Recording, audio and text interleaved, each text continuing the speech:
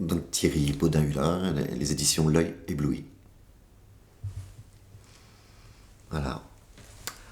On m'a demandé de parler de L'Œil ébloui en partant d'une lettre, qui est la lettre A. Le tirage au sort a voulu que ça soit la lettre A.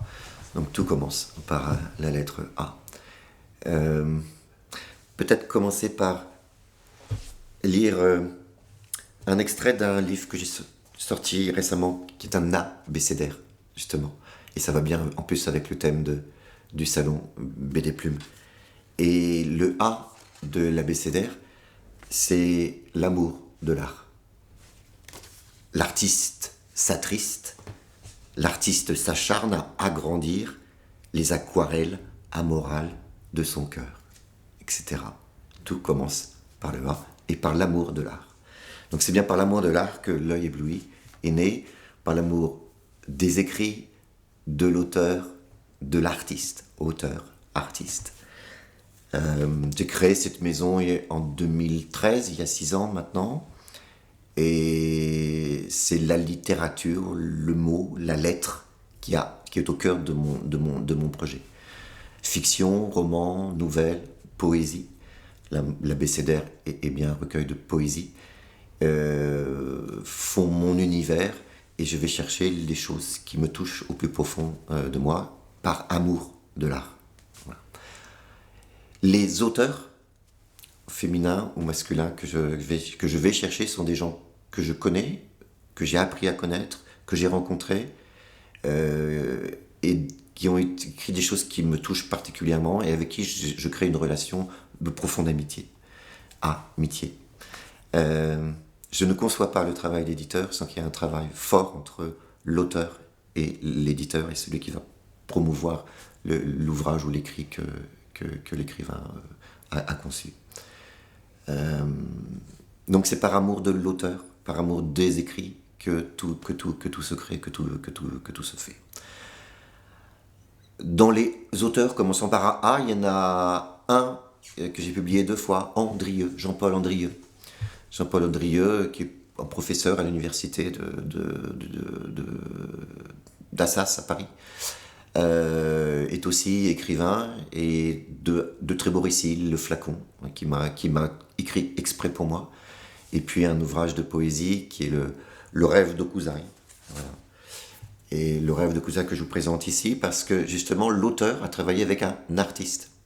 Et ce que je souhaite beaucoup dans une collection, là c'est une collection plus proprement poétique, c'est que l'auteur ait la même importance que l'artiste. Et là, Jean-Paul Andrieux m'a proposé un projet avec l'artiste Marc Bergère, et Le Rêve d'Okuzai est une très belle déclinaison, je ne sais pas si on le voit bien à la caméra. Voilà, très belle déclinaison entre le texte que je vais vous présenter. Je vais le lever. Entre le texte et l'image fait par un artiste. Et ça, cette association artiste-auteur, pour moi, est d'une très grande importance parce qu'il permet des projets plus sensibles, plus communs, plus singuliers aussi. Et les rencontres créent toujours des osmoses intéressantes. Osmose, c'est pas le A. Il n'y a pas de A dans L'Œil ébloui. L'Œil ébloui, c'est un clin d'œil à Georges Perec. Et Georges Perec qui a écrit ce fameux ouvrage de la disparition de la lettre E dans un ouvrage, a aussi écrit un texte monovocalique avec le A. Ça s'appelle Whatman. Et c'est un texte à peu près d'une trentaine de lignes où c'est un texte écrit exclusivement avec le A. Georges Perec est quelqu'un qui a beaucoup compté pour moi. Et ce clin d'œil, c'est qu'à le dire, au titre même de la maison d'édition, et par hasard. L'Œil ébloui, c'est un ouvrage de photographie d'une artiste, photographe Cushy White, américaine, qui a photographié des trompe-l'œil urbains, sur les murs des façades notamment. Et Georges Perec a écrit une magnifique préface sur le trompe-l'œil, justement, et qui est un peu un clin d'œil fort par rapport à ce que je cherche. Andrieux, comme ardoise magique. Une de mes grandes fiertés d'éditeur, c'est d'avoir republié L'Ardoise magique de Georges Piros. Et on est bien à Baie des Plumes ici, on est bien à Douarnenez. Je suis très content d'avoir sorti de façon autonome ce texte essentiel de Perros qu'il a écrit à la fin de sa vie sur sa maladie. Et Perros, pour moi, c'est un des seuls écrits de Perros narratifs où Perros va se raconter et il va raconter sa maladie. Mais Perros fait du Perros, c'est-à-dire que tout en relatant sa maladie, eh ben, il va revenir à la forme de l'aphorisme, de la petite pensée, du fragment, et ça va être une réflexion sur la mort, la communication, l'absence de langage, l'existence d'une façon générale. Texte sublime, et je suis très heureux que ce texte, j'ai pu le faire avec un très beau dessin de couverture fait par son fils Frédéric Poulot, qui m'a gentiment fait confiance pour la sortie de ce livre. Voilà, Perrault, Cendrilleux, fiction, poésie. Voilà, aujourd'hui un catalogue d'une quinzaine de titres. 4-5 ouvrages par an. Et je vais continuer dans cette même lignée, c'est-à-dire retrouver des choses qui me touchent au plus profond, qui touchent l'âme et le sensible, et l'intime également. Voilà, pour terminer avec un A. Merci. Donc, Philémon Le Guyadère est donc éditeur de Raz Éditions. Alors aujourd'hui, je suis ici présent à Douarnenez. En fait, j'ai tiré la lettre F dans le sac. Ça aurait pu être la lettre G ou la lettre X. C'est l'alphabet et donc j'ai tiré le F.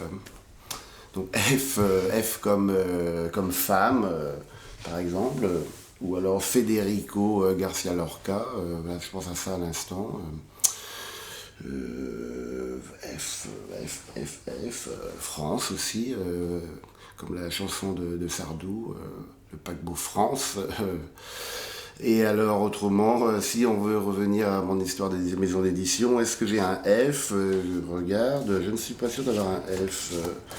Ah si, comme Luigi Fontanella, auteur italien que je publie, je suis le premier à le publier en France d'ailleurs, Luigi Fontanella, qui est donc un auteur italien qui a eu plusieurs livres parus en Italie et qui vit maintenant plutôt aux États-Unis. Voilà. Ai-je d'autres F à Raz Éditions? Non, j'ai un G comme Giraud, que donc EFG, c'est juste après. Donc Xavier Giraud est un jeune auteur décédé en 1981 et qui s'est suicidé d'ailleurs, mais par choix, plus par dandysme presque, que par mal-être.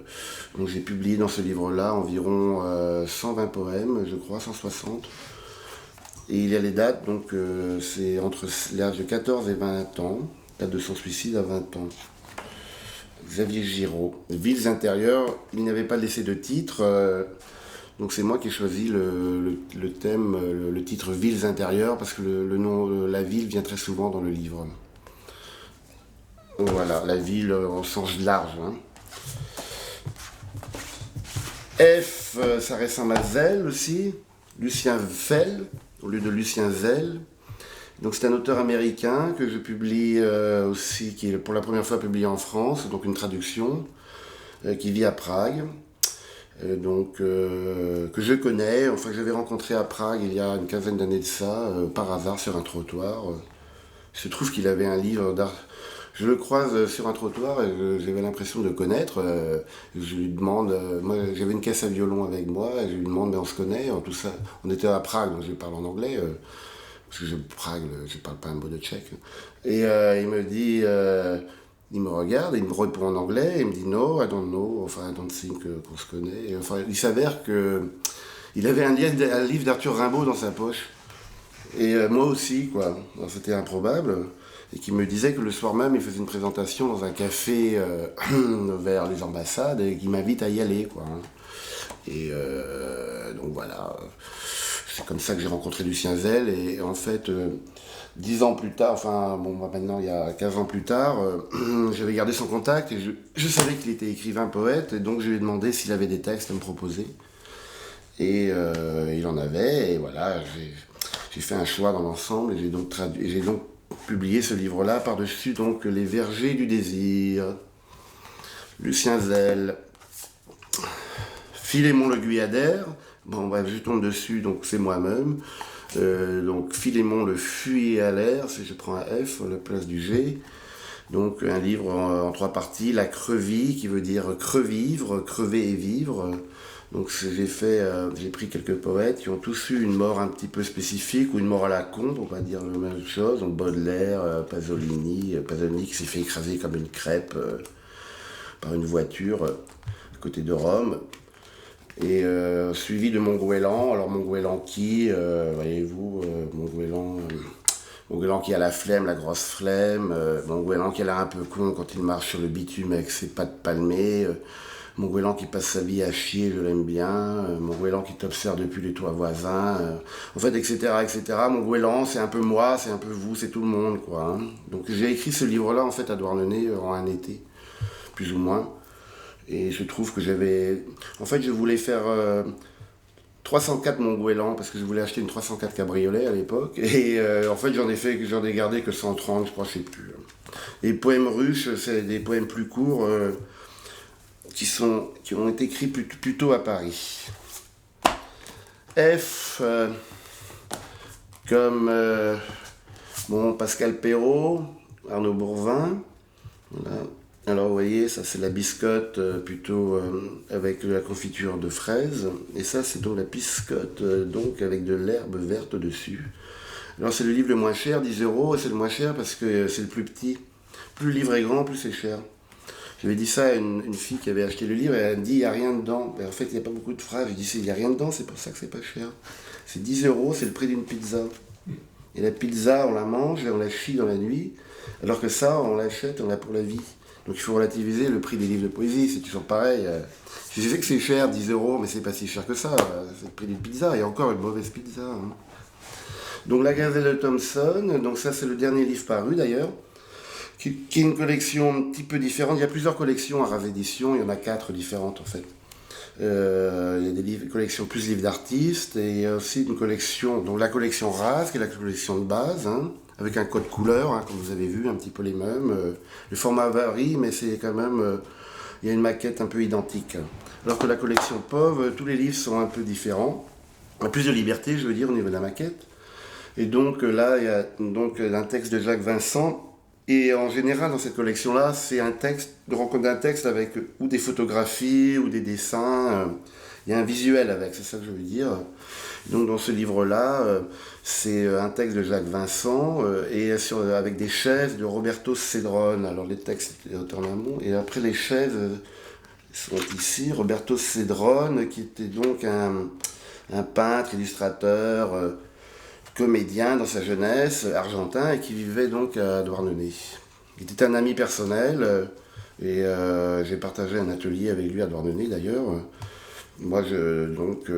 Jacques, Roberto est décédé l'an passé, et c'est vrai qu'il avait des soucis de santé depuis quelques années, ne sortait plus de chez lui, et en fait il y avait peu de gens à aller le voir. Et donc il y avait moi, et Jacques Vincent, et quelques autres, mais pas beaucoup quand même. Et donc dans ce livre-là, Jacques a relaté un petit peu ses visites les visites régulières qu'il faisait donc à Roberto Cedrone, sous forme un peu de chronique poétique, on va dire. Voilà. Et donc il y a les chaises avec, et il y a un texte manuscrit aussi de Roberto Cedrone qui avait beaucoup d'humour et qui connaissait Julio Cortázar par exemple. Il était avec Julio Cortázar en 81. Il a fait le tour de Paris dans une R5 avec Cortázar pas loin de ses 2 mètres et Caroline Dunlop, sa copine, qui conduisait la R5. Il m'a raconté ça, enfin voilà. Qui vient de la famille Cedrone, assez célèbre, les Quartetos Cedrone. Je ne suis pas ce corps, je n'avais pas parlé d'elle, qui est une auteure mexicaine. Donc là, pour le coup, là, le livre a été traduit en entier. C'est sur les féminicides, justement. Beaucoup sur les femmes qui sont tuées au Mexique. Il y en aurait 10 par jour. Des femmes sans corps, sans nom, finalement, on retrouve les corps. Et donc, le F comme féminicide. Et c'est la seule femme du catalogue, à ce jour. Donc la parité n'est pas respectée à Rêve Éditions. Une femme pour peut-être 14 poètes. Voilà. Je suis Ariane Le Fauconnier, je suis chargée de communication aux éditions Bruno Doucet. Et j'ai tiré la lettre D. Donc la lettre D, ce qui me vient en tête évidemment, c'est Doucet. Donc Bruno Doucet, c'est le fondateur de la maison. Il y a 9 ans, il a créé sa maison d'édition avec sa compagne, Muriel Zac, qui est romancière. Et auparavant, il avait été éditeur des éditions Segers pendant 8 ans. La maison d'édition a été mise sous sommeil, il a été licencié. Et du coup, il s'est dit, mais on va pas arrêter l'aventure ici. Donc il a pris ses économies et il a fondé sa maison d'édition. Donc la maison d'édition, je pense que pour la présenter, il faudrait commencer par les grands axes. Donc nous, ce qu'on défend, c'est une littérature contemporaine, donc de poésie, du monde entier. On publie des auteurs qui viennent d'un peu partout, des auteurs et des autrices, parce qu'on laisse une très large part aux voix de femmes dans notre catalogue, c'est quelque chose qui est très important pour nous. On publie aussi des anthologies, donc on a des anthologies thématiques. Par exemple, tous les ans, on fait celle du Printemps des Poètes, on fait aussi celle du Festival Voix Vive à Sète. On fait aussi une petite collection d'anthologies jeunesse. Donc, par exemple, celui-ci, qui est Passager d'exil, et qui est une collection qui est vraiment importante pour nous, parce qu'en fait, elle rassemble des auteurs autour d'idéaux. Donc, on en a publié une sur la liberté, aussi sur le métissage, sur l'amour. Et cette collection, elle nous permet de toucher un public qui n'a pas forcément accès à la poésie contemporaine, qui est le public des adolescents, mais aussi de faire découvrir au grand public des textes auxquels ils n'ont pas forcément accès, qui connaissent moins bien, parce que la poésie, ça fait toujours un peu peur, ça véhicule beaucoup de clichés, beaucoup d'a priori, et justement, nous, c'est un axe aussi qui est important dans la maison, c'est qu'on veut s'adresser au plus grand nombre. Donc les voix qu'on défend et les voix qu'on publie, les voix qu'on promeut, parce que ça c'est plutôt mon travail aussi avec Muriel Zac, c'est des voix qui sont des voix accessibles à tous en fait, qui sont là pour faire partager du sentiment humain, du sentiment aussi engagé. On a des textes très humanistes, très fraternels. Et voilà, le but c'est que son voisin, son ami, son cousin, tous les gens qui nous disent « Ah non, mais moi je lis pas de poésie », je leur dis « Bah attends, est-ce que tu connais ça ?» Et ça, tous les gens un peu révoltés, par exemple, dans les anthologies qu'on aime beaucoup et qui nous tiennent à cœur, il y a eu celle-ci, qui est l'insurrection poétique, qui était le thème du Printemps des Poètes en 2015. Et ça, c'est un de nos fondamentaux aussi, c'est-à-dire une poésie qui s'insurge, une poésie qui résiste, parce que la littérature, c'est aussi un moteur de résistance, c'est un moteur de partage, c'est un moteur de lien humain. Et voilà, ça c'est pour ça qu'on publie des gens qui viennent de partout. Là, en septembre, on va publier quelqu'un qui est invité au festival Baie des Plumes de Douarnenez, qui est Soit de la Bise, et qui est d'origine algérienne. Et dans Je franchis les barbelés, c'est aussi un texte qui dit non au diktat de la religion, qui dit non à l'oppression des femmes, et qui en même temps est un texte très lumineux, plein d'espoir, et qui est très emblématique. Pour moi, c'est un de ceux qui représente le mieux tout ce qu'on véhicule, tout ce qui est présent dans notre maison, qui est une maison à taille humaine, parce qu'on est du coup 3 salariés, et Muriel Zac, mais qui est très importante, donc la compagne de Bruno, mais qui est aussi éditrice, qui a plusieurs collections, qui lance une collection jeunesse aussi en octobre. Donc voilà, tout ce qu'on fait, tout ce pour quoi on travaille, c'est d'aller vers l'autre, de lui tendre la main, et si dans la main on peut mettre un recueil de poésie, voilà, c'est ce qui est au cœur de notre métier. Donc Alain Le Sceau, édition Léofond, maison d'édition qui est donc installée à Brest. Donc pour moi c'est important parce que c'est une ville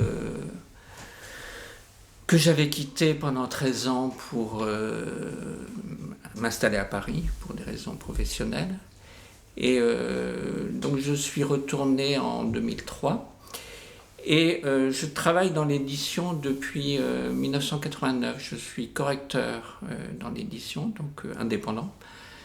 Et j'avais toujours juré que je ne mettrais jamais à l'édition. Et en 2008, à l'occasion d'une résidence que j'ai faite en Argentine, je n'avais pas de livre avec moi à emporter. Je participais à un festival international à l'invitation de Chantal Bidault, de l'association Travésias. Et donc à cette occasion-là, je n'avais pas de livre à présenter, et donc j'ai demandé à un ami, Didier Pavois, qui est maquettiste, de concevoir en un mois un livre de moi, de poésie, et que je n'ai pas pris avec moi, et que j'aurais dû, parce que ce livre a été fait donc sans ambition de créer une maison d'édition. Donc c'est un bon maquettiste, Didier, donc il a eu des idées. Et en revenant d'Argentine, je me suis dit, lançons-nous dans l'aventure. Donc c'était un premier livre. Et donc les éditions Léo Fon sont nées comme ça, un peu par hasard, sur une connivence entre Didier, maquettiste, et moi, et surtout aussi Marie-Paul Zuat, qui est aussi une correctrice. Il y a beaucoup de correcteurs et de correctrices dans la maison d'édition. Et comme ça, à trois, on s'est lancé dans cette aventure qui avait pour axe principal la poésie. C'est quelque chose à laquelle je tiens, c'est-à-dire la poésie et les essais. Ce sont les deux axes, parce que je pense que je ne suis pas le seul à le penser, je crois que Zara l'avait déjà dit, que le texte poétique comme le texte de l'essai sont des espaces de l'écriture qui sont purs. Et c'est cette exigence-là d'une certaine pureté par rapport à d'autres textes qui sont beaucoup plus, on le voit aujourd'hui, objet de mercantilisme. La poésie garde, chez les vrais poètes, une exigence qui, moi, me fascine. Il y a un certain nombre d'écrivains qui m'ont beaucoup aidé, notamment Zara, très jeune. Zara est quelqu'un qui m'a fasciné. L'homme approximatif a été mon premier livre de découverte de la poésie. Donc au tout début Léo Fon, j'ai comme ça voulu rendre hommage à des écrivains, vivants ou pas, qui me semblaient importants. J'ai notamment publié Guy Cabanel, qui est un surréaliste, encore vivant d'ailleurs, il a 95 ans. Et j'ai publié, on a fait le livre de Crevel, de René Crevel, un ensemble d'essais, de poèmes, pardon, le recueil qu'il n'a jamais fait. Crevel n'a jamais fait de recueil de poésie. Donc on a fait ce livre-là. Et donc je suis très attaché à des écritures qui sont un peu, solitaires, un peu comme une comète est solitaire. Mais une comète porte en elle, généralement on dit que la Terre est née les éléments qui ont créé la vie sur Terre sont venus grâce à une comète. Et j'aime cette idée d'écriture, donc aussi de langue, parce qu'on publie beaucoup de traductions. On a notamment, par exemple, publié R.S. Thomas, qui est un des grands poètes gallois. Il y a Dylan Thomas, évidemment, que tout le monde connaît, mais R.S. Thomas, qui était sur la liste des Nobel en 95, je crois. Et on a publié récemment Joan Margari, qui a eu le prix Pablo Neruda. Ce sont dans l'ensemble des écritures différentes. Je dis ça parce que un des reproches qui m'a été fait au début, j'ai publié pas mal de surréalistes, c'était d'être une maison d'édition, alors on avait dit surréalisante, et c'était péjoratif dans la bouche de la personne. Et à quoi je réponds que non. Évidemment, on publie des écrivains très différents. En Bretagne, notamment, je suis très, très heureux de publier Paul Keinec, qui pour moi est un des grands poètes du XXe siècle. Hein. En plus, c'est une écriture en marche. C'est quelqu'un qui a ce talent, ce geste de pouvoir casser, je dirais, le moule.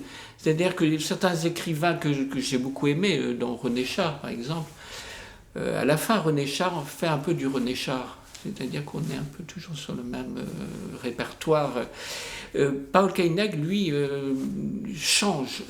Là, on vient de publier son dernier livre, Johnny Onion descend de son vélo, et comme le titre l'indique, c'est un texte très frais, très ludique, et voilà, j'aime en fait la surprise. Je reviens toujours à cette définition de la littérature, de ce qui moi m'attire en fait dans l'écriture et dans les textes que je peux recevoir, c'est la surprise.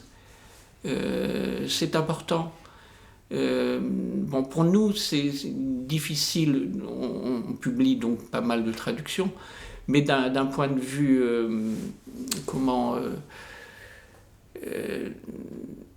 je dirais tout simplement pécuniaire, ce sont des livres plus lourds à porter. Dans l'ensemble, j'ai utilisé le terme de livre parce qu'il est adéquat. Nous faisons des livres, on ne fait pas de plaquettes comme certains éditeurs de poésie.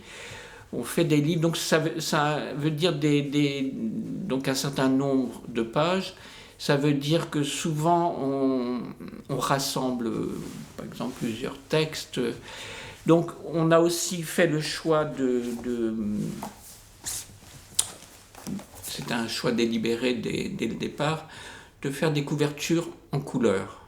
Je tenais absolument à ce qu'il y ait de la couleur, parce que je trouve que dans l'édition de poésie, trop souvent, on a...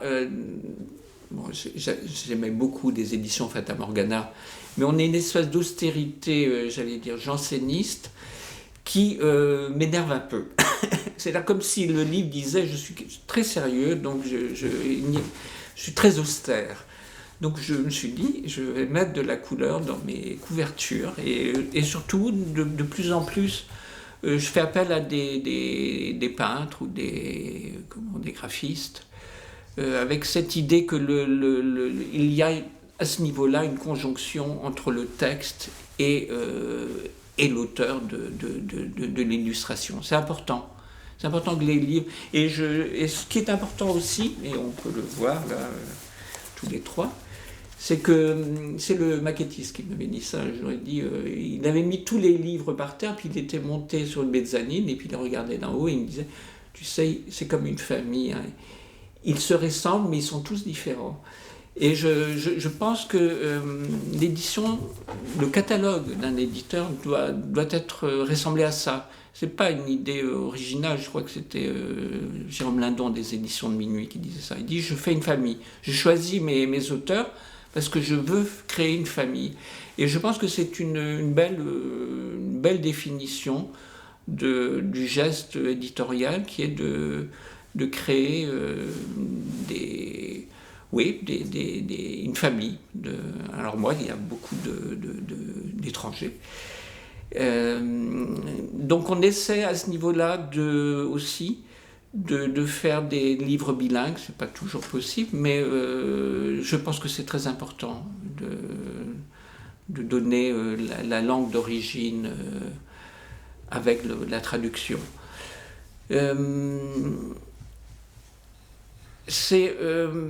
Donc c'est une aventure qui les Néofonds sont une maison d'édition à statut associatif, c'est-à-dire on est 12-13 personnes à peu près dans l'association. Comme je l'ai dit, pas mal de correcteurs, de traducteurs aussi. Donc je ne prends pas tout seul les décisions pour la publication. Donc généralement, je fais quand même circuler le texte. Bon, j'ai une façon, C'est Marie-Paul Zuad, donc la personne avec qui j'ai créé la maison d'édition, qui me l'a dit un jour. Elle dit, tu es un peu autocrate dans ta façon de gérer. Donc je le dis oui, mais un peu par la force des choses, parce que souvent je me retrouve quand même seul à gérer les rapports avec des auteurs, quelque chose que j'apprécie beaucoup, mais aussi le choix des artistes. Bon, après, on est quand même un réseau, je pense à Patrice Beuret de Mediapart, donc Alain Lebeuz, on a tout un réseau de Fatima Rodriguez, de lecteurs, entre guillemets, qui amènent des textes. Après, je veux dire, c'est une frustration et en même temps, c'est un avantage, c'est que nous ne publions que 4 titres au maximum par an. Quelquefois, c'est 2, ça dépend un peu des finances. Donc, effectivement, nous ne pouvons pas publier tous les livres que nous aimerions. Après, cette contrainte a pour effet que les livres que nous sortons sont des livres vraiment choisis. Il y a quelquefois des catalogues où l'on voit que, je sais pas, tout d'un coup on publie trop de livres et quelquefois de livres qui sont médiocres. Donc je trouve que la qualité d'un catalogue, elle tient à ça aussi, à cette contrainte qui fait que nous ne pouvons pas publier tout ce que nous aimerions publier. Je voudrais créer des collections, mais ça viendra, je pense, plus tard, un autre jour.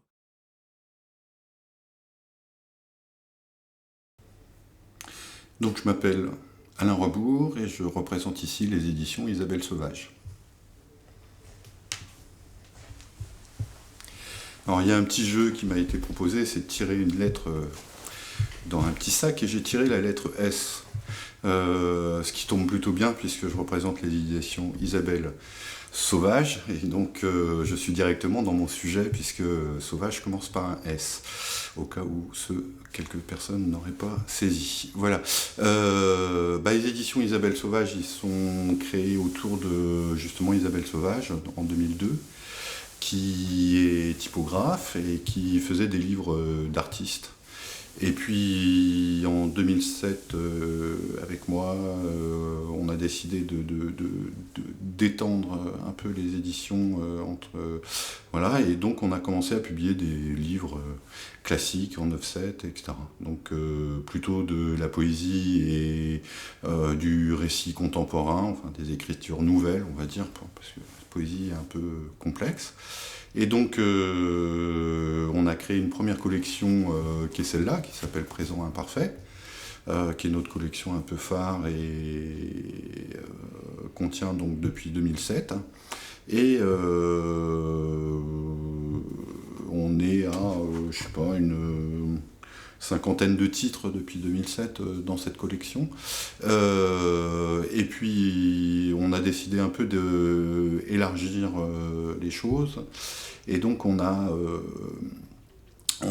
créé une autre collection il y a 4-5 ans qui s'appelle la collection Singulier Pluriel, qui est plutôt des récits. Voilà. Là, on a une quinzaine de titres à peu près dans cette collection. En tout, dans notre maison d'édition aujourd'hui, là, en quelques années, on a une centaine de titres. Donc on publie 10-15 livres à peu près par an. Et c'est beaucoup de livres, donc on va essayer un peu de réduire dans les années prochaines. Mais bon, à chaque fois qu'on dit ça, on a des projets qui nous arrivent qui sont extraordinaires, donc on les publie. Et voilà, donc les textes qui arrivent entraînent les choses. On a aussi ouvert sur d'autres collections, qui est entre autres celui-là, qui est une collection qui s'appelle Chaos, qui est une collection de traduction. Que ça soit de la poésie ou des récits, et on veut que ça soit une collection de traductions qui nous disent quelque chose politiquement du monde. Alors, politiquement au sens très large du terme. Par exemple, celui que je vous montre là, de Seja Stoschka, et le récit de la déportation d'une jeune Rome autrichienne. Elle écrit ça quand elle a 70 ans, à la fin de sa vie en tout cas. Et c'est un récit qui est très doux, qui à hauteur d'enfant, un peu inimaginable quand on parle de la déportation aujourd'hui. Et il y a d'autres livres qu'on a publiés dans cette collection, mais l'idée est celle-là. Voilà. Après, sauvage, c'est aussi le mot sauvagerie. C'est un peu, on cherche des textes qui ont un peu une manière de se positionner de manière sauvage. Je rattache quand même un peu les choses, mais bon, de manière sauvage par rapport aux normes de la société, par rapport aux assignations que les gens subissent, par rapport aux corps qui sont normés, etc. Donc notre idée, que ça soit en poésie ou en récit, c'est que on va chercher des textes qui disent un peu de ça, du côté individuel, du côté intérieur aussi, du côté des corps. Voilà, par exemple, le premier livre que je vous montrais, Parole Personne, dans la collection Présent Imparfait, c'est Anne Malaprade écrit de la place d'une femme, de son corps souffrant, de son corps pas reconnu dans la société, qui est personne, et comment donner de la parole à personne, donc comment donner de la parole à son corps de femme sous-estimée, reléguée dans la société. Voilà, on pourrait résumer, voilà, après c'est pas, je dis rien de la langue là, parce que avec on aime bien aussi les langues un peu sauvages, un peu percutées, un peu bousculées, un peu anormées, un peu voilà, c'est pas un exercice formel de bousculade de langue, mais c'est quand même quelque chose où la langue doit crier quelque chose, quoi. Voilà, c'est un peu ça l'idée, même dans les récits. Il ne faut pas que ce soit un simple récit voilà. Donc on a un peu ce guide. Voilà. Après, c'est un peu un guide. Et puis nous aussi, on a nos pas de côté des fois. Donc voilà, on a aussi une collection qui s'appelle Pas de côté, que j'ai pas là à amener parce qu'ils sont tous différents, qui sont des livres justement qui rentrent pas trop dans l'aldon, qu'on ne sait pas trop où classer dans nos collections et qu'on met dans notre collection Pas de côté. Le dernier de cette collection-là, c'est qu'on organise aussi une résidence dans les Monts d'Arrée. Et on a invité deux jeunes lilloises, Caroline Kransken et Elodie Claes, à venir en résidence pendant 3 mois dans les Monts d'Arrée. Et ces jeunes femmes sont vidéastes et écrivaines. Et donc on a fait en finale un livre qui a des poèmes de Caroline Kransken, des récits d'Elodie Claes, des captations photos des deux. Il y a une dessinatrice, Agnès Dubar, qui est venue les rejoindre, donc il y a des dessins. Et il y a aussi 2 films sous forme de DVD dans le livre. Un premier qui est un peu sur les Monts d'Arrée, terre de résistance, terre de solidarité, terre de... pas d'agriculture productiviste, enfin bon, voilà. Et un deuxième qui est où elles ont continué à filmer après leur résidence partout en France, dans quelques lieux en France, des lieux de résistance, avec comme fil de replanter des arbres ou de planter des arbres. Voilà. Donc, et ce livre s'appelle Arabat parce qu'elles ont été beaucoup impressionnées par un poème de Angela Duval en breton qui s'appelle Arabat. On peut traduire par ne pas, il ne faut pas. Ça suffit, bon, voilà. Donc ça, c'est un pas de côté, par exemple, parce qu'on ne le classait pas, voilà, et c'est un objet un peu bizarre, parce que c'est un livre où il y a des textes, des photos, des films, de DVD, des liens Vimeo, enfin bon, voilà. Donc voilà, donc un peu l'idée générale. Et par ailleurs, Isabelle Sauvage continue à faire des livres d'artistes, donc en typographie, dans l'atelier que nous avons dans les Monts d'Arrée, et nous, il y a un livre par an en typographie qui sort, qui est dans la tradition des livres d'artistes, où a choisi un artiste et un écrivain, et elle les fait dialoguer, et c'est un dialogue à 3 avec elle, qui organise le livre, qui trouve une forme à ce livre, et qui le fabrique entièrement de A à Z, composant au plomb les textes, transformant en plaques de gravure les images. Voilà, et donc le livre sort peu à peu des ateliers. Et donc là, on a la chance d'avoir ici une grande table, donc on peut présenter quasiment tous nos livres d'artistes dépliés, ce qui fait bien plaisir. Et puis aussi nos livres offset.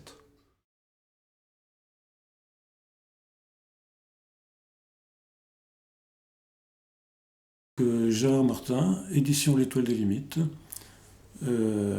J'ai tiré au hasard la lettre O.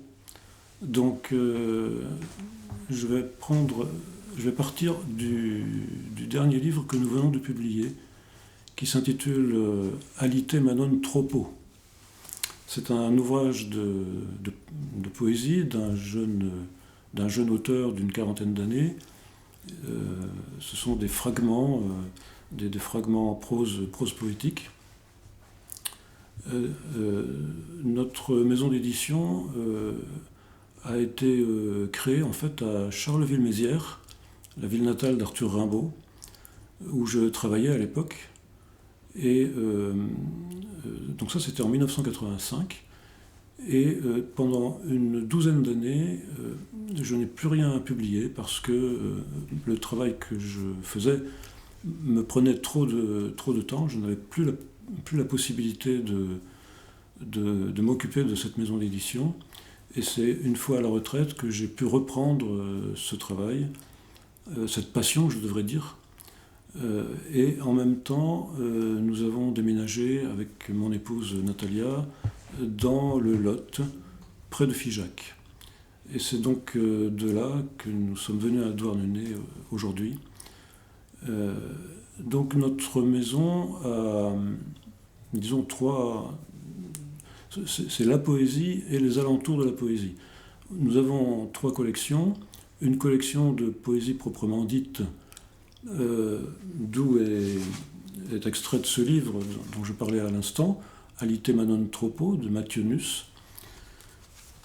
Une collection où nous avons publié des grands textes de Christian Hubin, notamment, un poète belge qui auparavant était chez Corti. Et puis un poète catalan, dont nous avons publié une œuvre intitulée Nulle part, en édition bilingue.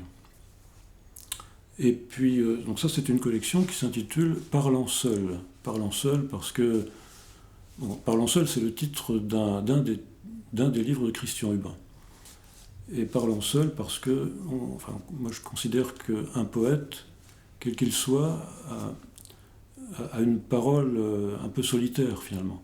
C'est un petit peu dans ce sens-là que j'ai choisi, d'ailleurs en accord avec Christian Hubin, le titre de cette collection. Et puis nous avons une autre collection de plus petit format, qui s'intitule, je ne l'ai pas ici, pardon, excusez-moi, voilà, de ce format-ci, qui s'intitule Le lieu et la formule. Le lieu et la formule, c'est une expression que Rimbaud emploie dans un des poèmes des Illuminations. Moi pressé de trouver le lieu et la formule. Donc c'est une collection de prose poétique. Ou de poèmes en prose. Voilà. La thématique principale, c'est le lieu, si vous voulez, à partir duquel un poète, parce que c'est une collection de poètes, de textes de poètes, mais en prose. Un lieu à partir duquel le poète va trouver sa formule, sa propre formule, pour évoquer ce lieu.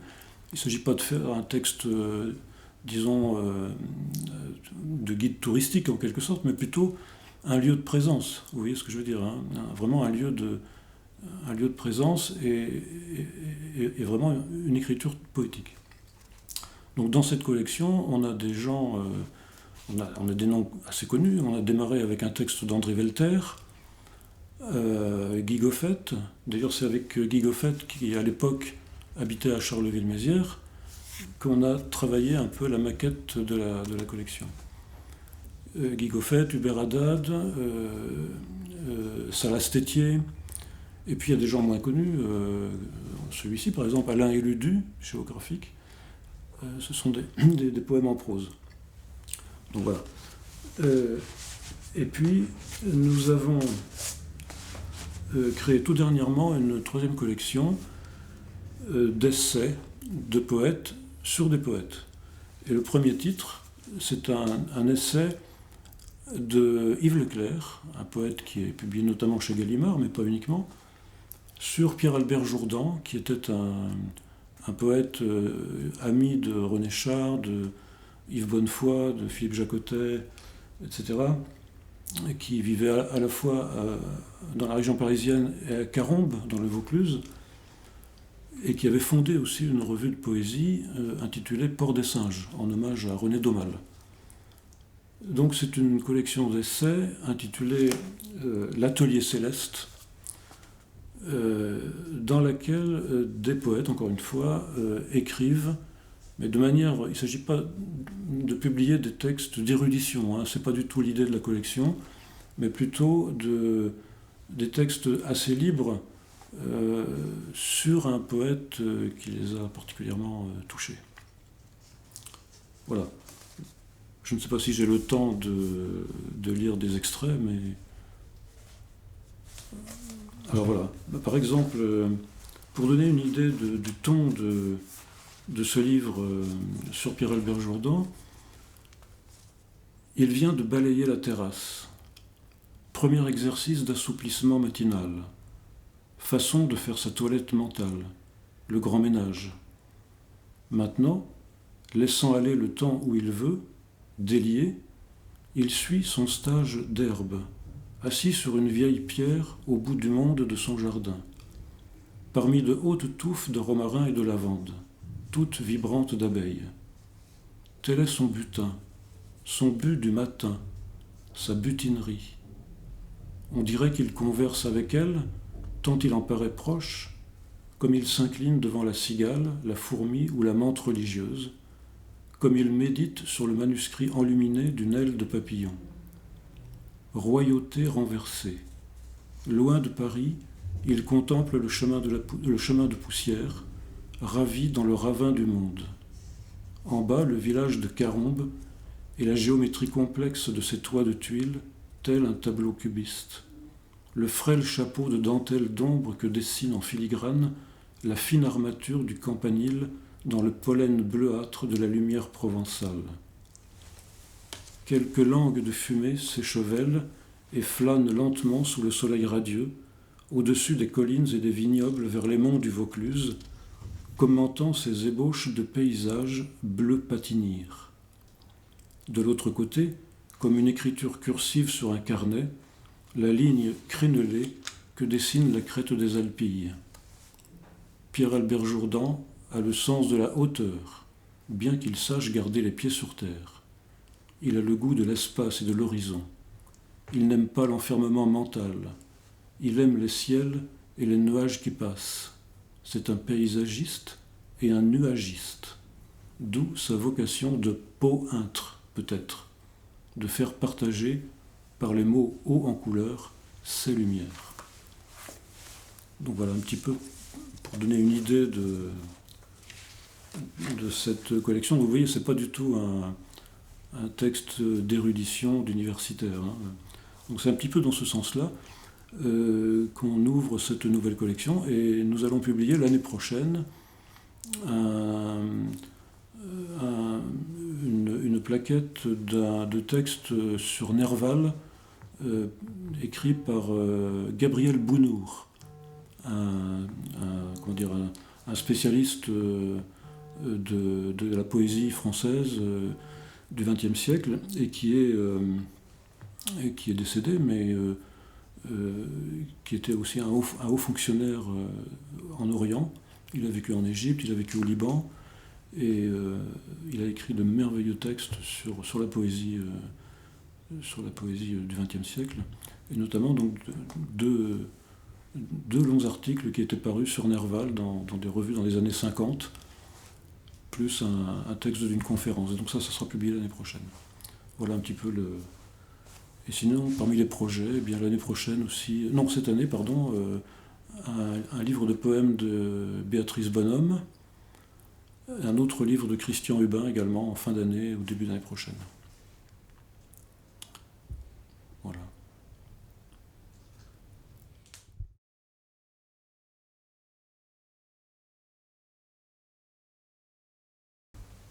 Sophie Saunier, les éditions Le Lampadaire. J'ai tiré la lettre M. M comme moi, forcément. Comme moi, éditrice du Lampadaire, et c'est la lettre aussi qui précède les deux L de Le Lampadaire. Le Lampadaire est une nouvelle maison d'édition que j'ai créée en 2017, moi, M, sur un dispositif littéraire assez complexe, qui est en fait la mise au point de deux collections. Une collection qui s'appelle Les Nouveautés et une collection qui s'appelle Les Curiosités, derrière laquelle je disparais, si vous ne me voyez plus. Le principe dans la collection des Nouveautés est de publier de la littérature contemporaine. Littérature contemporaine, romans, nouvelles, poésie, théâtre, il n'y a pas de genre interdit. Et l'idée est de mettre dans la collection des Curiosités un lien, enfin mettre du non littéraire en principe, ou du littéraire oublié, patrimoine oublié. Il y a toujours un lien entre cette thématique-là et cette thématique-là. Donc c'est un processus, un dispositif exigeant. Et dans ce duo, ici, le lien, c'est la lecture, et la lecture en prison. Donc si j'explique un peu plus, dans le roman qui s'intitule Le Massicot, qui se déroule dans une prison qui n'est pas du tout réaliste, qui est une prison, je ne dirais pas fantastique, mais en tous les cas dans laquelle il se passe des choses étranges et étonnantes, il y a des animaux qui parlent, on rencontre Saint-Jérôme dans le souterrain, il y a toute une recherche autour de la maison qui a appartenu au traducteur de Rilke, et le narrateur emmène dans le souterrain de cette prison une dizaine de détenus qui découvrent la culture, en fait, dans le souterrain. Et un des personnages suggère aux détenus des lectures. Donc des lectures qui sortent de la tête d'un personnage romanesque totalement fictif. Et en contrepoint, ou en échange, ou en confrontation, on a fait cette recherche-là, de 2017 de 1825 à 2017, sur la réalité des lectures de prison. Ce qu'ils lisent, pour essayer de répondre à la question que lisent les détenus. Et donc ça a donné, si j'essaie de l'ouvrir, un gros ouvrage qui commence par un certain nombre de photos, de documents, un ouvrage corpus qui essaye de voir, et thématiquement, c'est un peu difficile à ouvrir comme ça, devant la caméra et en biais, je pense qu'on voit absolument rien du tout, mais peut-être que ça donne suffisamment une idée de la diversité des textes et du corpus qu'on a pu trouver. Donc en tous les cas, c'est le principe de cette maison d'édition d'avoir toujours le lien entre réalité et fiction, document et fiction. Et si j'en dis même un peu plus, pour cette maison qui vient pratiquement de naître, ce roman-là se termine par Saint-Jérôme qui dit « J'en ai assez traduire la Bible, ça suffit depuis le temps que je le fais, je vais monter une maison d'édition ». Et la maison d'édition s'est créée à partir de cette parole performative d'un personnage mi-réel, mi-fictif, puisqu'il a effectivement existé dans la réalité, mais dans cette fiction-là, il existe différemment. Et donc je ne sais pas si je l'ai dit déjà, en tous les cas, c'est un dispositif artistique, dispositif littéraire et dispositif artistique, que l'on tient à tenir, et qui demande du temps. Donc on ne publiera pas beaucoup. Par exemple, celui-ci, Hubert Lambert, attend sa curiosité, et ce sera tout un travail autour du Louis Lambert de Balzac et sur la psychiatrie. Le précédent était sur la prison, là ce sera sur la psychiatrie, et non pas la différence, ça serait idiot de dire ça, en tous les cas, la frontière entre génie et folie, qui est au principe de la lecture du livre de Balzac sur Louis Lambert.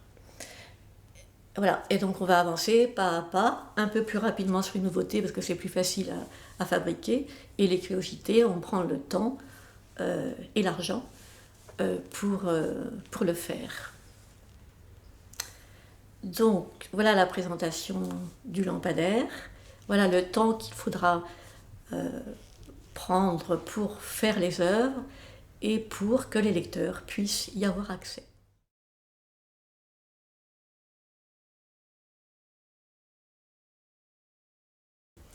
Alors bonjour, je fais les éditions Claire Pollan qui portent mon nom. Voilà, je travaille depuis 1997, toute seule, mais avec l'aide de beaucoup de gens qui m'apportent des textes, qui les travaillent avec moi. Et je suis d'abord et avant tout spécialisée dans la littérature autobiographique.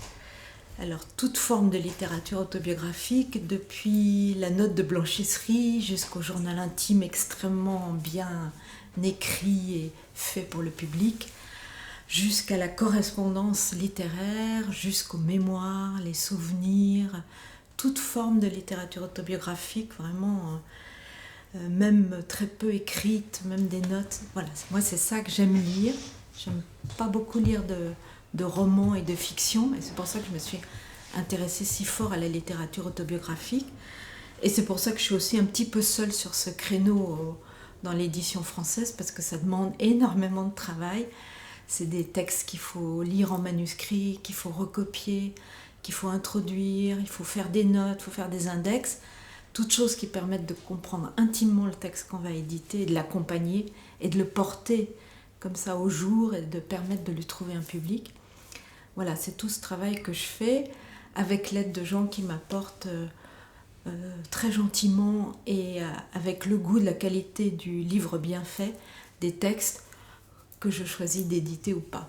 Donc depuis 1997, j'ai publié pas mal de livres de femmes, de témoignages de femmes, de journaux de femmes. J'ai commencé par Catherine Pozzi, qui fut une grande poétesse et la maîtresse de Paul Valéry, à tel point que plusieurs fois on a cru que des textes qu'elle ne signait pas anonymement dans la NRF étaient écrits par Paul Valéry. Donc une coïncidence de style et de pensée très important. J'ai aussi découvert Mireille Havet et son journal, dont plusieurs personnes d'ailleurs m'ont parlé ici à Douarnenez, et ça m'a fait fort plaisir. Et Mireille Havet était une jeune femme, jeune fille presque, qui a été publiée à 13 ans par Guillaume Apollinaire dans les soirées de Paris.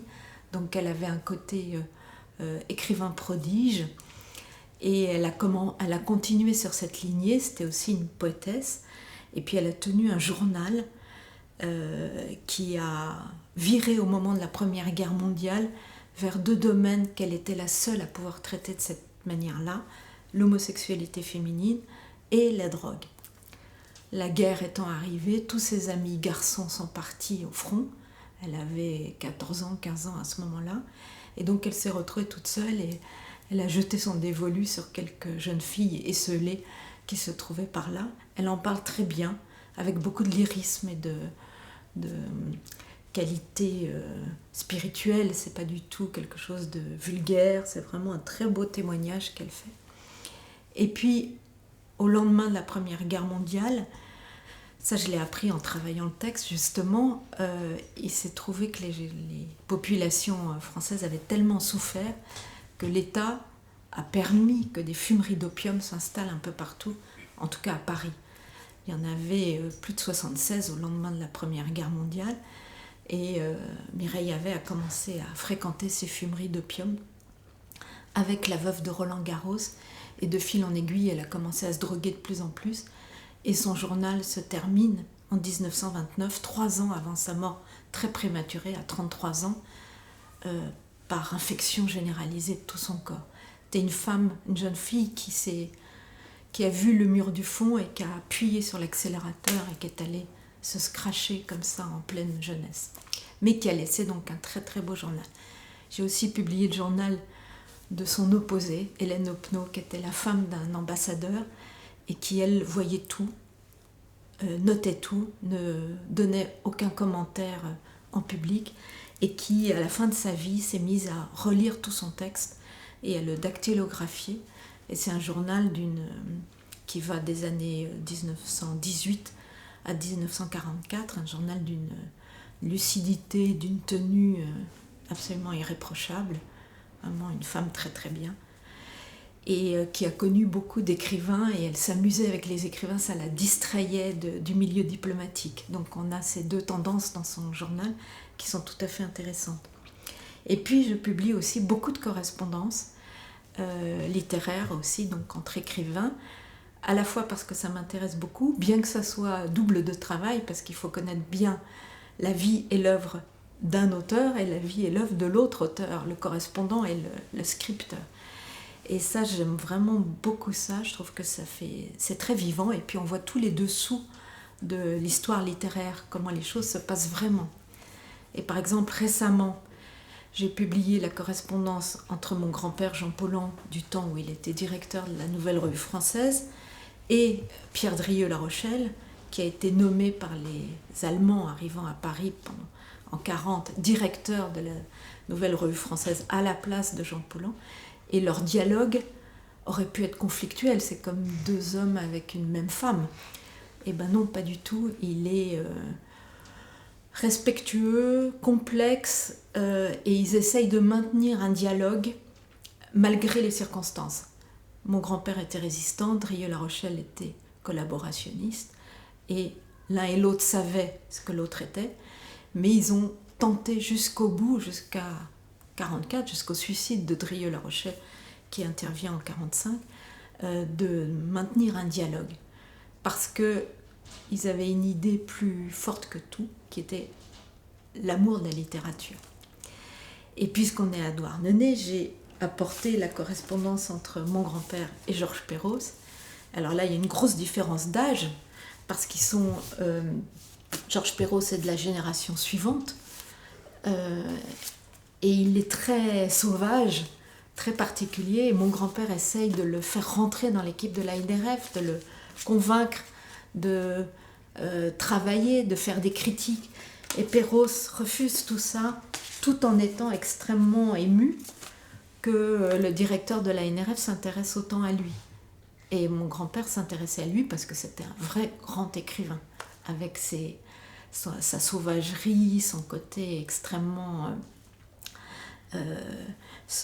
sauvage. Quand il est venu s'installer à Douarnenez, c'est vraiment pour ne plus avoir affaire au milieu parisien, dont mon grand-père était une des sortes de figures importantes.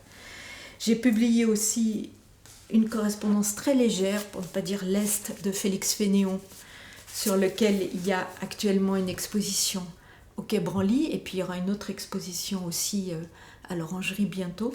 Et Félix Fénéon a été un grand critique d'art, très intéressant, parce que il a inventé tout un langage pour parler des tableaux et de la littérature, et en plus il se situait dans la lignée de Mallarmé.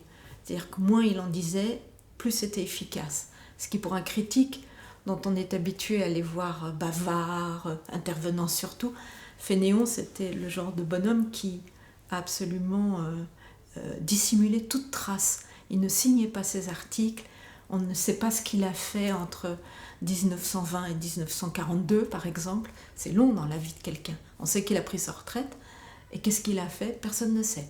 Il n'a pas écrit, on ne sait pas où il est allé en vacances. Voilà. Drôle de personnage, extrêmement intéressant. Et j'ai aussi publié récemment la correspondance entre Simone Veil à gauche et Joé Bousquet à droite. Il n'y a que 7 lettres, ça fait quand même un gros volume de presque 200 pages. Et ce sont 7 lettres qui parlent de la révélation mystique qu'a représentée pour Simone Veil la rencontre de Joé Bousquet, qui était un poète qui était paralysé depuis la Première Guerre mondiale pour avoir montré trop d'héroïsme. Il a emmené ses troupes au front, et il a été le premier blessé par une balle à la colonne vertébrale. Et il a donc été immobilisé, il est mort en 1950, donc il a été immobilisé de la fin de la Première Guerre mondiale jusqu'en 1950. Et il écrivait énormément, il écrivait des lettres, mais aussi il écrivait dans les revues. Et Simone Veil sur sa fuite de Paris jusqu'à Marseille, les États-Unis et l'Angleterre, a voulu absolument voir Joël Bousquet, qu'elle ne connaissait pas. Et ils ont passé 2 nuits ensemble dans la maison de Joël Bousquet. Ils ont parlé de Dieu, de la littérature, de philosophie. Bousquet était complètement exténué après ces 2 nuits. Elle, Simone Weil, avait repris des forces et à partir de cette rencontre avec Joël Bousquet, toute son œuvre a changé. Elle s'est autorisée à dire des choses. C'est comme si les vannes avaient été ouvertes, quoi. Donc c'est un moment important de la vie de Simone Weil, concentré dans ce petit livre, et qui, à ma grande stupéfaction et plaisir, a remporté beaucoup de succès. Alors juste une chose, c'est intéressant que tu aies parlé d'autobiographie parce que tu as tiré dans le petit sac tout à l'heure la lettre A. Voilà, alors c'est la seule lettre que j'avais envie de tirer parce que c'est A comme autobiographie et j'ai eu le bonheur d'avoir la main chanceuse ce jour-ci et ça m'a fait très plaisir. Je crois que si j'avais tiré une autre lettre, je serais revenue à la lettre A parce que c'est vraiment l'autobiographie qui, moi, m'intéresse, comme je l'ai dit au début, sous toutes ses formes, mais c'est vraiment l'axe de mes éditions et de mes goûts en littérature et en lecture. Je ne lis que des journaux intimes, que des choses qui ont à voir avec ça.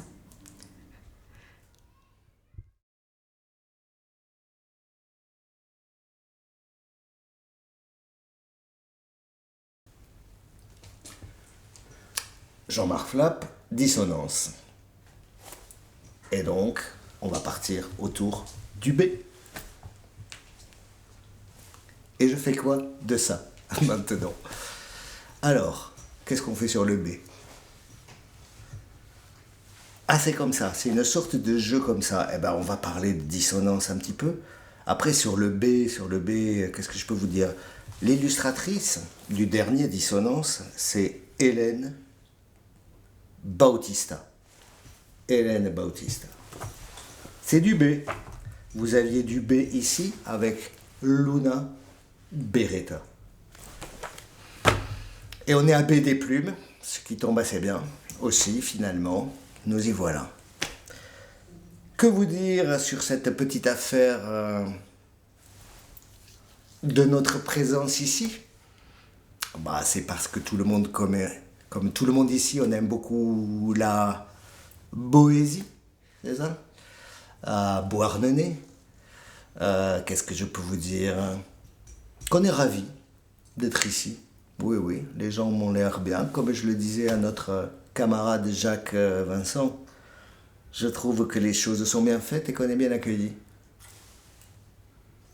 Voilà, et je suis bien content. Encore une fois, voilà, mais je vais arrêter de le dire qu'on est bien content. Bref, Dissonance, est-ce que je présente la revue? Quelque chose comme ça? Oui. Ce serait une bonne idée, ouais. Donc, on est une revue de création et une revue de critique littéraire. On est thématique. On paraît tous les 6 mois. On a un thème à chaque fois, encore une fois, par exemple, trace, ici trace, ici la vérité, ici la honte, et en 36 numéros, donc 32 autres thèmes qui ont été traités comme orgasme, comme tabou, comme animal, comme ailleurs, comme que du bonheur, comme des tas d'autres thèmes comme ça. Donc les gens sont libres de traiter le thème comme ils le veulent. Les gens nous envoient leurs textes, 9000 signes maximum, espace compris. Pourquoi? Parce qu'on veut présenter sur chaque thème un ensemble de points de vue le plus kaléidoscopique possible. Et donc, 9000 signes, c'est une double page. 20 pages pour la partie création. On veut avoir 20-25 visions de la vérité, ou de tabou, ou de orgasme, ou de la honte, ou de l'animal, etc. Voilà. Les textes qui nous sont envoyés, ça me paraît assez important, les textes qui nous sont envoyés sont anonymisés avant de passer en comité de lecture. Je veux dire que le comité de lecture évaluent des textes sans connaître l'identité de leur auteur, et ça change beaucoup de choses. Voilà. Ça pour la partie création, qui est à chaque fois illustrée par un artiste particulier. Je ne comprends pas décidément, à aparté, pourquoi avoir tiré la lettre B. Est-ce que je devrais en faire davantage sur le B? Et je reviens à ma présentation de la revue. Donc voilà, une partie création sur un thème et un seul artiste pour illustrer le dossier création, qui lui traite le thème comme il veut, comme elle veut d'ailleurs, je devrais dire, parce que finalement on s'est rendu compte statistiquement qu'on est illustré par beaucoup plus de femmes que d'hommes. C'est un hasard, mais c'est comme ça. On publie avec notre système d'anonymisation à peu près 50-50, à peu près autant de femmes que d'hommes comme par numéro. Mais par contre, les illustrateurs, c'est beaucoup plus souvent des femmes. Alors je ne sais pas ce que ça veut dire. Ça veut dire que leur sensibilité nous touche à nous davantage. Alors il est évident également, je ne l'ai pas dit ça, que finalement, un texte qui est refusé par dissonance, il a largement sa place, il peut largement avoir sa place ailleurs. Je veux dire qu'on ne prétend pas du tout dire ce qui est bon et ce qui ne l'est pas. On dit ce qui nous plaît et ce qui nous plaît moins. Mais effectivement, on s'appelle revue pluridisciplinaire à but non objectif pour ça. Ça veut dire qu'on assume pleinement que ce qu'on publie, c'est ce que nous, on aime. Mais ce n'est pas forcément le meilleur universellement, qui n'existe d'ailleurs pas. Je passe sur tout ça. Après cette partie création, une partie portfolio, dans laquelle 10 pages sont consacrées uniquement au travail de l'artiste qui a illustré le dossier. Pas de texte, que du visuel.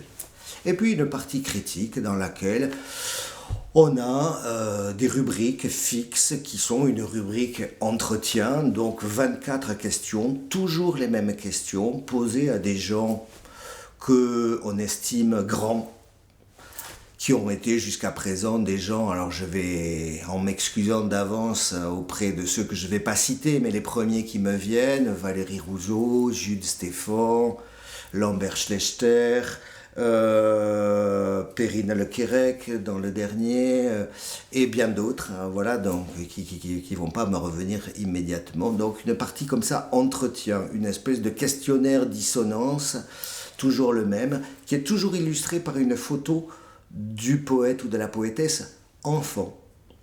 Voilà, parce qu'il nous semble que ça dit beaucoup.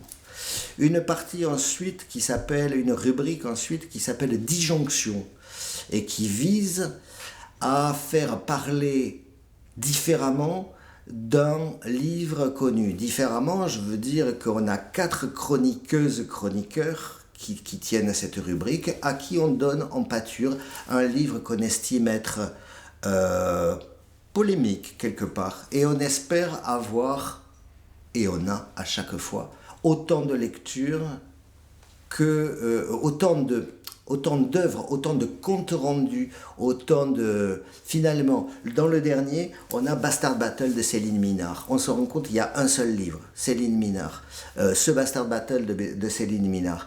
Un seul livre. Et bien pourtant, les 4 chroniques parlent de 4 livres différents. Chaque lecteur s'est évidemment accaparé le livre et en a fait son œuvre personnelle. Le Céline Minard de Julie Proust-Tanguy n'est pas du tout celui de Anne Montaibauer et n'est pas le mien puisque je suis aussi chroniqueur de cette rubrique. Voilà pour cette rubrique disjonction. Donc 4 regards sur une seule œuvre. Une rubrique dissidence qui est une rubrique qui met en lumière des livres qu'on a aimés, donc ce sont tous des coups de cœur parus chez des éditeurs petits et moyens, parce que on estime que ni Gallimard, ni Seuil, ni Grasset, avec qui on n'est pas en guerre, et d'ailleurs ça serait ridicule, et qu'on ne méprise pas, ce qui serait ridicule aussi, ils font du bon boulot, mais ils n'ont pas besoin de nous. que effectivement la part commune, la boucherie littéraire, je ne sais pas, les doigts dans la prose sont des maisons d'édition qui ont besoin qu'on parle de ce qu'ils font. Donc voilà, c'est ce qu'on fait là-dedans et dans cette rubrique. Et une dernière rubrique à part qui est la rubrique digression. Et dans la rubrique digression, il est question d'un domaine de création autre que la littérature, puisqu'on l'a bien compris, tout dans Dissonance est littéraire. Par cette dernière rubrique, on sort de la littérature et donc on donne carte blanche à quelqu'un dont on aime la pensée et l'écriture, et libre à elle ou lui de parler de ce qu'elle veut, ou de ce qu'il veut.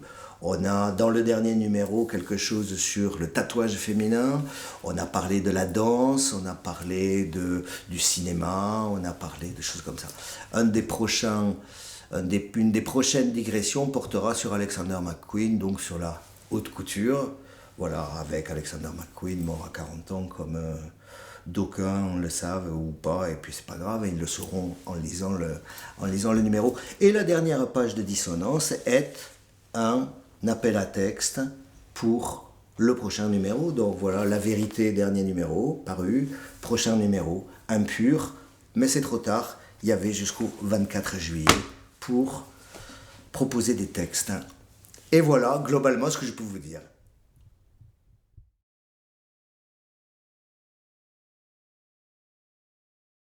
Frédéric Paquet, des éditions à Bordeaux. Et donc j'ai tiré malheureusement irresponsablement la lettre I pour parler des éditions à Bordeaux.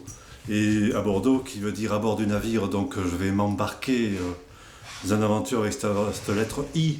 C'est un peu irresponsable, irrévérencieux, mais invétéré, ce que vous voulez. Qu'est-ce qu'on peut dire sur la lettre I ? Je me suis retrouvé investi dans cette maison d'édition pour tenir les comptes, mais aussi pour avoir la relation avec les auteurs.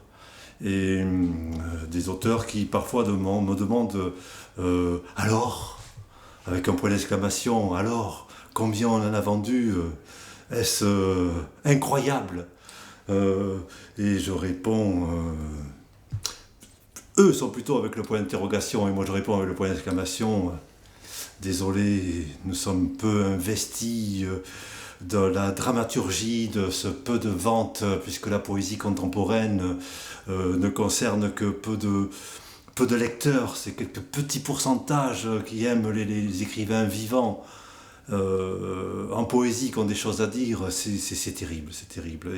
Mais bon, on leur dit que parfois ils ont vendu 200, 300, ça veut dire qu'ils ont eu peut-être 800, 700, 1000 lecteurs, ça se trouve, ce qui est pas mal. Et on rappelle souvent que les belles maisons d'édition qui par exemple font des collections blanches en vendent parfois que 500 et que si on en a vendu 200, 300, c'est pas si mal. Voilà. Et on leur verse quand même des droits d'auteur, ce qui leur permet de dire « Regardez, j'ai eu des droits d'auteur ». Parce que ce sont, en grande majorité, pour les éditions à Bordeaux, des auteurs nouveaux. On a une collection pour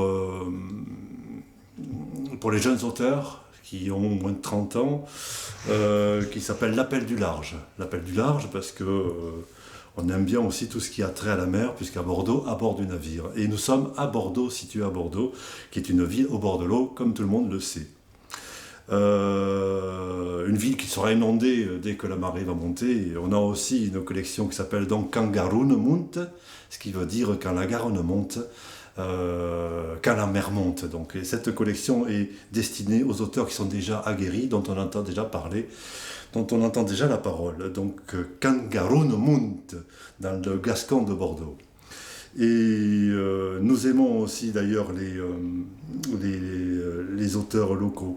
Alors, il se trouve qu'on a publié déjà deux auteurs dans une autre collection qui s'appelle... comment s'appelle la collection ?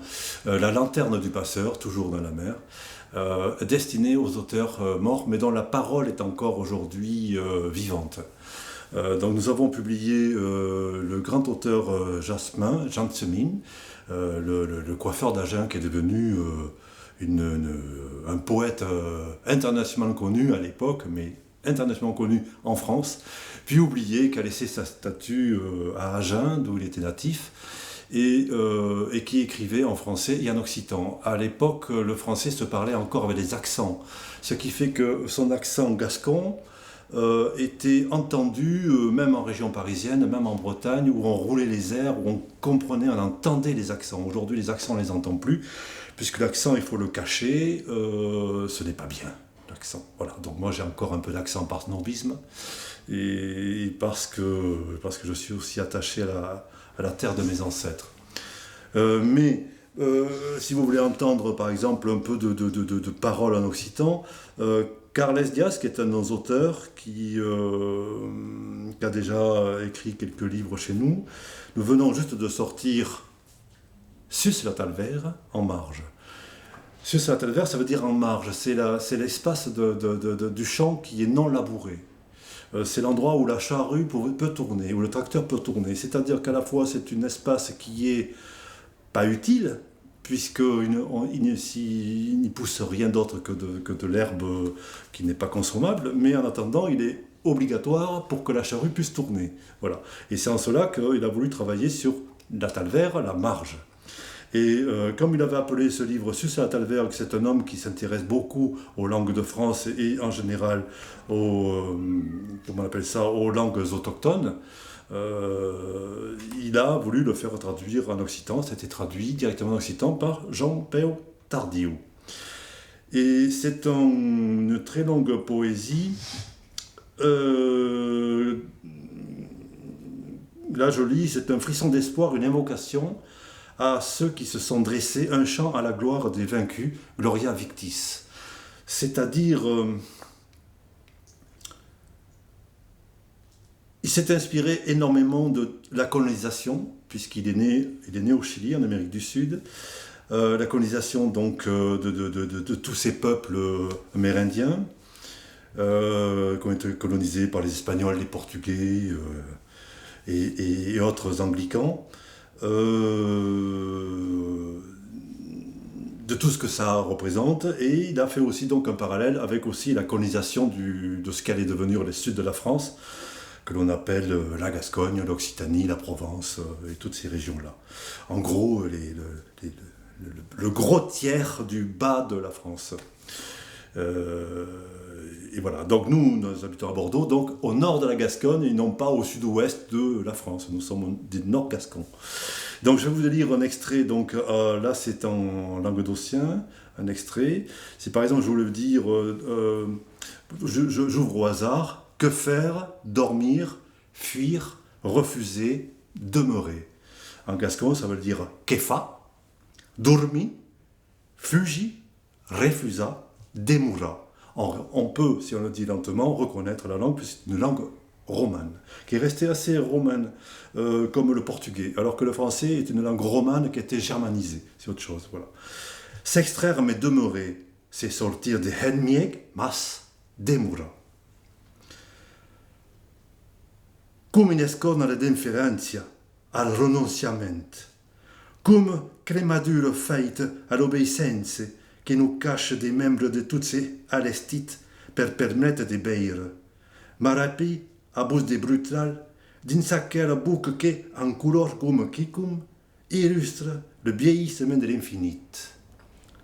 Donc, en français, comme un affront à l'indifférence, au renoncement, comme une brûlure à l'obéissance qui nous sert alors que tout est disposé pour permettre de voir. Je m'agrippe au souhait de brûler dans cette bouche qui, en imparfaite couleur, illustre le vieillissement de l'infini. Donc c'est un très très très beau texte dont je me suis inspiré pour une mise en musique et un dire plus contemporain pour éviter la déclamation de la poésie comme elle est faite malheureusement trop souvent, une déclamation un peu poétique, n'est-ce pas?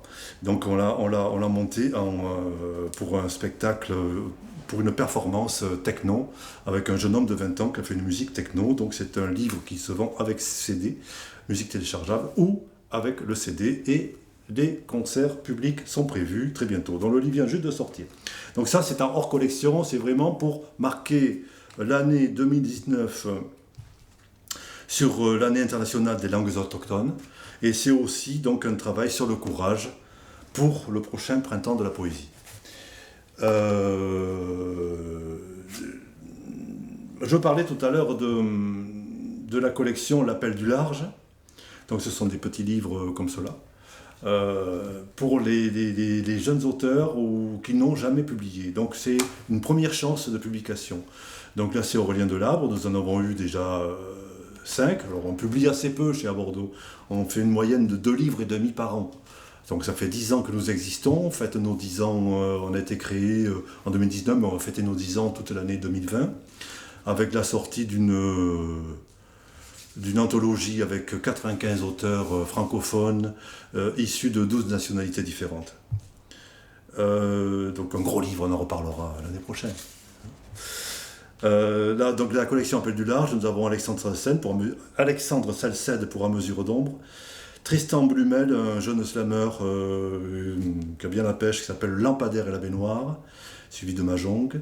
Ça fait des ordres d'Eva Baptiste, Damien Pézan, absent-présent, et Volcan Aurélien Delabre. Voilà, Pierre-Aurélien Delabre.